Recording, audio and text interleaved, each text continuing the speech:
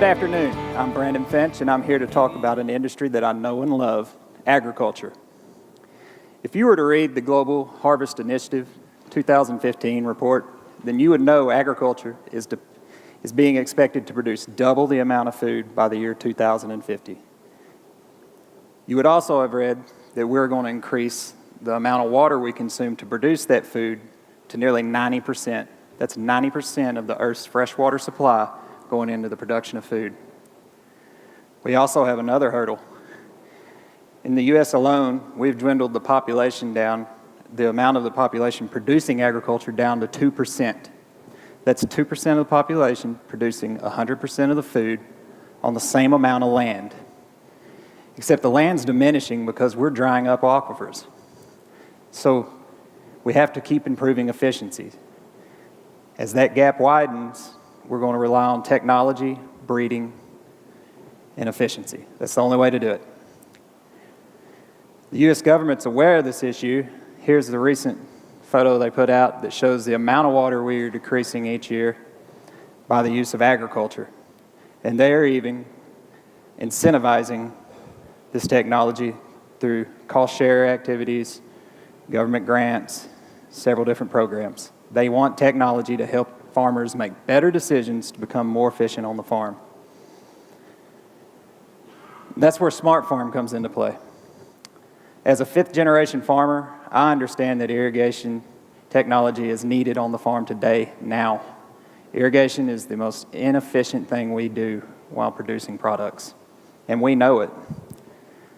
We have a team composed of industry experts in automation, engineering, sales, and agriculture.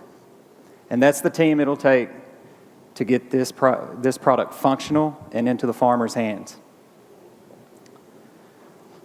The problem is the way that we irrigate today is much like the way you would try to heat and cool a home without a thermostat. We're really unclear as to if we're putting too much, too little. We just take a best crack at it and roll on. We need to move to more of a nest approach, where we can get farmers real-time data that they can make decisions upon. And it may be the smallest decision, but it compounds so greatly. In the state of Arkansas alone, if we could save 1 hour of watering, just 1 hour across the state on every irrigation pump, that would be 5.7 billion gallons of water saved. We are way overwatering by an hour, I can assure you. This is a photo from our 36-node beta site at my family's farm in Arkansas. The beta site is communicating solely upon an RF network. We can use cellular connectivity, but we wanted to show that we have a global strategy to handle this problem, as there are many places in the world, and even in the U.S., that do have poor cell phone connectivity.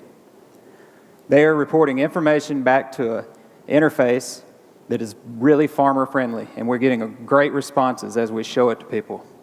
It's what I like to call wrenchable data. It's real-time. I can look at it, I can make a decision, and I can change the outcome of what's going forward right now.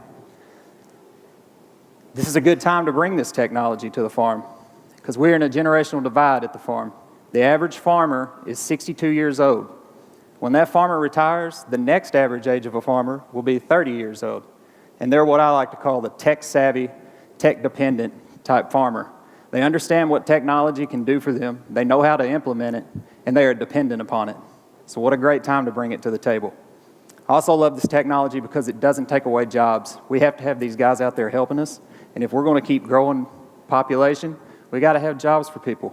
So it helps the farmer and his employees do a better job of managing inefficiencies on the farm. Agriculture is a $400 billion industry, and Smart Farm adds value to every sector, which makes us very attractive. And what a great time to bring this technology to the table, since we are seeing the effects of aquifers drying up in California right now and what it could potentially do to our food basket. It's hard for me to convey to you the kind of passion that people in the ag industry have for what they do. We love it. We know the value we provide, and we've been taught since day one to leave the land better than we found it, so that future generations can experience that same passion. You take that kind of passion and you pair it with a team like ours and a product that we're bringing, and I know we can get this problem solved and better use of the resources we have on down the road. I would like to thank everybody in this program for what you've taught me and my team as we started. You're looking at a guy that didn't even know what UX or UI stood for. I was like, what is that?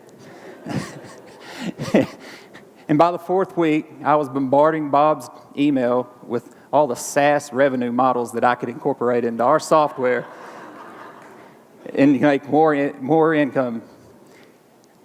So I walk away with a true value in my pocket, and I really do appreciate it. We also walked away with 20 signed letters of intent that represent over $1 million in revenue in about a 4-week period. And we're currently in about 3/4 of the way through a Series A fundraise that'll be worth another $1 million. So if anybody would like to speak with myself or Bob, we'll be in the back after this is over, or you can contact us via email. Thank you.